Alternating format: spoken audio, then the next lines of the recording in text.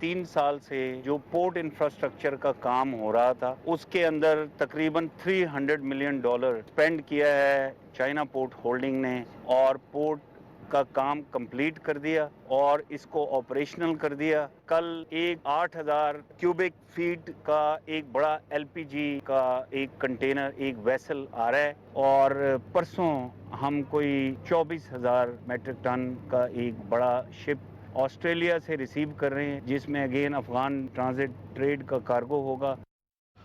جی، اور یہ سب کتنی بڑی کامیابی ہے کہ بالآخر وہ جو خواب تھا شرمندہ تعبیر ہوا اور جہاز لنگر انداز ہونا شروع ہو گئے گوادر پورٹ کے اوپر، اور یہی گوادر پورٹ جو ہے وہ دشمن کی آنکھ میں کس طرح کھٹکتی ہے، اور یہی سی پیک اور خاص طور پہ یہ جو ڈیپ جو سی جو پورٹ ہے کتنی امپورٹنٹ ہے پاکستان کے لیے اور کتنی بڑی کامیابی ہے۔ دیکھیں، پاکستان کے جو فیڈرل گورنمنٹ کے ادارے ہیں ان میں ایک ادارہ واحد ہے جس کا ہیڈ کوارٹر جو ہے وہ کوئٹہ میں ہے، یعنی باقی سب کے اسلام آباد میں ہے، اور اس کا نام ہے جیولوجیکل سروے آف پاکستان، اور یہ ادارہ جو ہے یہ انگریز کے زمانے سے اس کا ہیڈ کوارٹر وہیں تھا۔ اسی تو کچھ نہیں کیتا نا، انہوں نے کیتا۔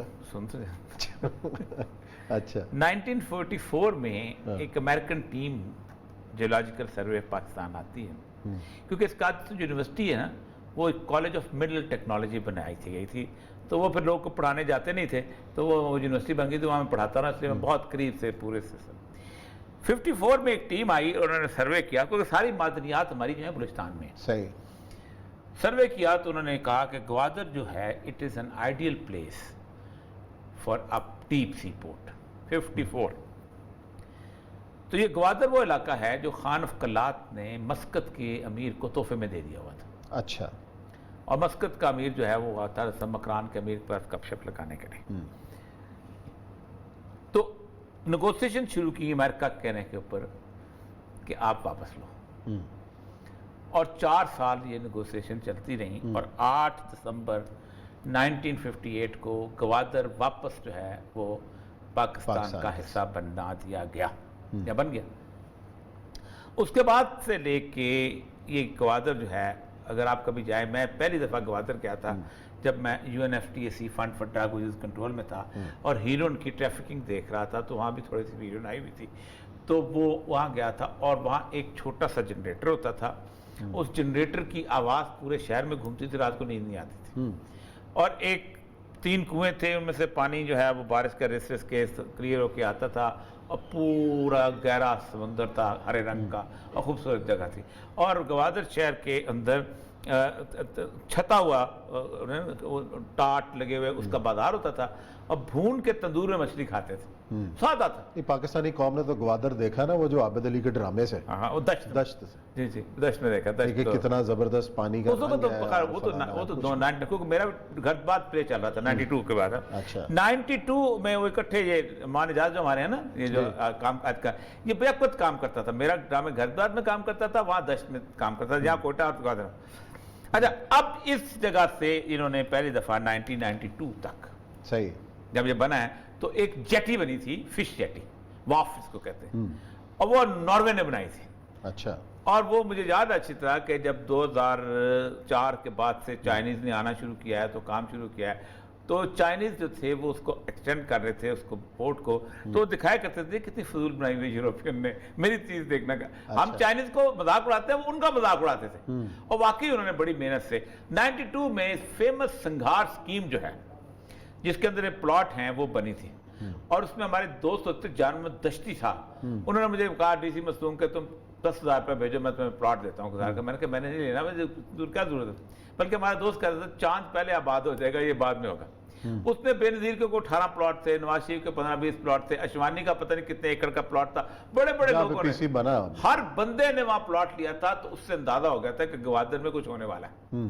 یہ میں 92 کی بات کر رہا ہوں کہ جس وقت ابھی یہ کچھ بھی نہیں تھا، بے آب و گیا علاقہ، کوئی بڑا آدمی نہیں تھا سیٹھ داؤد سے لے کے جس نے گوادر کے سنگھار سکیم میں پلاٹ لیا۔ پھر آہستہ آہستہ آہستہ نظروں سے آتا آتا اب سی پیک جو ہے آج آپ نے کمپلیٹ کیا۔ اب اس کی صورتحال یہ ہے کہ اس وقت تک یہ جو ہیں یہ تقریباً کوئی 13-14 شپس کو لینے کی اس میں ہے، لیکن 2029 میں یہ 75 برتھیں یہاں پر ہو جائیں گی۔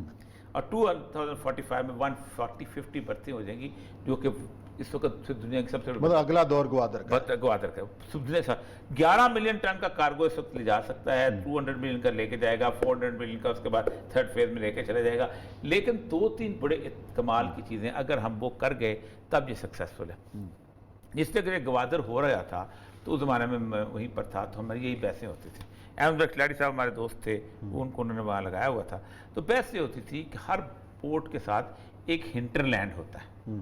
ہمارے اسلام آباد میں لوگ بیٹھے ہوئے ہیں نا، ان کو بالکل نہیں پتہ ہوتا ہے بہت ساری چیزوں کا. بلوچستان کے بارے میں نا بقول کہتے ہیں کہ لمبی سی ہوکر رکھی ہوئی تھی، انہوں نے فائل یوں یوں یوں یوں یوں گھماتے رہتے.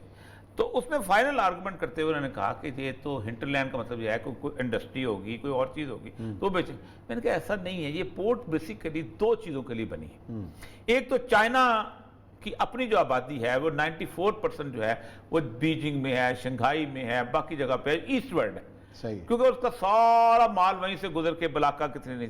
یہ جو علاقہ ہمارے ساتھ لگتا ہے یہ ایسے جیسے بلوچستان کا خالی علاقہ، آپ سنکیانگ چلے جائیں، آپ اس میں جو کیا نام ہے شنگھائی چلے جائیں، ایسا یہ جو ہے ہرمچی چلے جائیں، آپ کاشکر چلے جائیں، آپ کو ایسے میدان خالی ملیں گے کچھ. ایک تو ان کی جو علاقہ ہے ٹورڈز ویسٹ جو ہے یہ آباد ہونا شروع ہو جائے گا.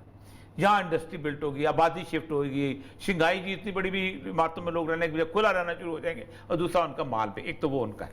اس کے لیے انہوں نے 2 پروجیکٹ رکھے ہوئے ہیں. سب سے امپورٹنٹ پروجیکٹ ہے وہ ریل والا.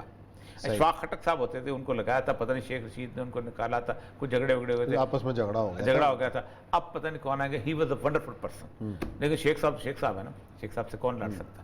ٹھیک. تو انہوں نے وہ اشفاق خٹک صاحب ریلوے کے بہت کمال افسر تھے. وہ انہوں نے اس کو وہ ایک تو امپورٹنٹ تھے، کیونکہ جو ٹرین لے جا سکتی ہے نا وہ بسوں کی اور ٹرکوں سے نہیں جا سکتا کسی طرح. تو ایک وہ ٹنل والی ٹرین بننی ہے، دوسرا یہ بننا ہے کھجرات سے. دوسری چیز یہ ہے کہ دس شپ پلیس یہ ایک ٹرانزٹ پلیس ہے. یہاں پر بڑا آ کے جہاز لگے گا، جو جہاز شاہبار میں نہیں لگ سکتا، بندر عباس میں نہیں لگ سکتا، جبل علی میں نہیں لگ سکتا، دبئی میں نہیں لگ سکتا. ڈیپ سی پورٹ ہے نا، سیدھا آ کے نیچرل ڈی سی پورٹ ہے. پھر اس کے بعد ہوگا یہ کہ یہ 2 دن کا کروز بچائے گا. یہ بالکل ایسے ہی ہے کہ آپ کا ٹرک آ کے لگا بادامی باغ میں، وہاں سے مال نکلا اور چھوٹی چھوٹی سزوکیوں میں ہم نے بھرتی کر کے خرچہ بچ گیا، وہ ہم نے بھیج دیا کہاں، امن آباد فلاں جگہ، یہ وہ گجرانوالا تک چلا گیا، ادھر چلا گیا، سارا کچھ مال، اور وہ منٹ میں ٹرک پہ واپس چلا گیا. وہ ایک تو 2 دن کا کروز بچے گا. دوسرا یہ واحد جگہ ہے کہ جو اسٹیٹ آف ہرمز ایک جگہ ہے کہ جہاں ایران اور دبئی کی نوک یوں کر کے ملتی ہے. آپ نے دیکھا ہوگا یوں کر کے جہاز، یہاں پر اگر ایک جہاز کھڑا ہو جائے بلاک ہو گیا تو پورا علاقہ بلاک ہو جاتا ہے. تو اس کا مطلب یہ ہے کہ آپ کی آمد رفت ختم ہو جائے. یہاں اگر جہاز آپ کا لگے گا تو آپ بائی روڈ نکلتے نکلتے آپ ایران کے راستے پورے علاقوں کو سپلائی کر دیں گے، افغانستان کے راستے سپلائی کر دیں گے، کوئی راستہ بھی استعمال کر لیں گے، تب بھی آپ سپلائی کرتے ہیں، کہیں بھی چلے جائیں گے. تو یہ ایک تو اس میں سیف تھا. تو انہوں نے کہا جی یہ تو آپ کو پتا ہے گوادر پورٹ اتھارٹی جی اسلام آباد میں تھی. ہم نے شدید آرگومنٹ کیا، آپ کو پتہ نہیں ٹیکنیکل. میں کہا میری بات سنو، پورے پاکستان میں گڈس فارورڈنگ کا کام کون کرتا ہے؟ پشتون اور بلوچ. بالکل صحیح. آپ آج بادامی باغ چلے جائیں اڈے پہ، ٹھیک. میں نے کہا صرف ویکل چینج ہونی ہے، ٹرک سے جہاز بدلنا ہے، کام وہی ہے. ان سے زیادہ بہتر کو کام جانتا ہی نہیں ہے یہ کام. اور جس دن یہ شروع ہو گیا میں آپ کو بتاؤں سارا لوڈ آف دا ورک ہے نا آپ کا جتنا بھی ہے یہ سب ادھر چلے جائے گا. اور سب لوگ جو ہے وہ یہی کریں گے کہ چھوٹے چھوٹے انہیں کشتیاں جہاز لینے ہیں، سامان لیا، یہ مال وہاں پہنچایا، یہ مال ادھر پہنچایا، یہ چلا جائے. چلیں جی، اللہ کرے جو خوشحالی کا دور جو ہے ہم بھی دیکھیں اور پاکستان اس منزل کی طرف آگے بڑھے. یہاں لیتے ہیں بریک کے بعد آئیں گے اور ذکر کریں گے فلسطین کا.